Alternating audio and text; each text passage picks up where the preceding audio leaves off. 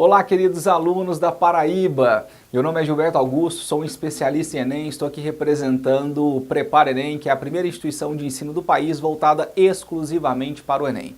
Quando se fala de Enem, Enem é algo novo. Gilberto, como assim algo novo? O Enem existe desde o final da década de 90, mas calma. A partir de 2009, o Enem passa a ter um novo formato, com mais questões, com mais conteúdo, com maior nível de dificuldade. Por quê?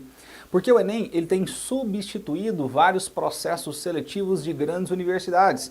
Por exemplo, se você quer entrar na UNB, na UFRJ, na UFG, você não precisa mais fazer aquele vestibular tradicional, você precisa fazer o Enem. Com o Enem você consegue concorrer às vagas de diversas universidades espalhadas pelo país através do SISU. E como se preparar para o Enem? Bom, algumas dicas muito importantes. Tem um grande presidente que você conhece muito bem lá nos Estados Unidos que ele dizia que se ele tivesse 8 horas para cortar uma árvore, ele passaria 6 horas afiando o seu machado. Quem dizia isso? Abraham Lincoln. E o que ele quis dizer? Que não é quantidade, é qualidade de estudo que vai fazer com que você tenha sucesso no exame. Portanto, método é tudo. Organização de horário, saber o que estudar, quanto estudar e quando estudar é fundamental, muito mais que quantidade de horas de estudos diárias. Outra coisa, a metodologia de correção de provas do Enem é um pouquinho diferente dos vestibulares comuns. Ele utiliza TRI, que é a teoria da resposta ao item. Como jogar com o TRI para potencializar a sua nota? Bem, muito simples. O Enem tem uma divisão de questões que é assim, ó, 25% de questões fáceis, 25% de questões difíceis e 50% de questões médias. Bom, vamos lá.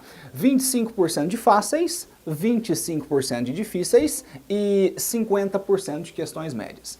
Bom, eu vou fazer aqui um micro simulado com vocês. Eu tenho duas questões, uma questão fácil e uma questão difícil. É de se esperar que uma pessoa acerte a questão fácil e erre a questão difícil. Bom, se, por exemplo, você no Enem erra uma questão fácil e acerta uma questão difícil, o TRI vai com certeza saber que você chutou. Porque não é possível uma pessoa errar uma questão fácil e acertar uma questão difícil. Logo, você será penalizado por isso. Gilberto, o Enem sabe que eu chutei? O Enem sabe que você chutou.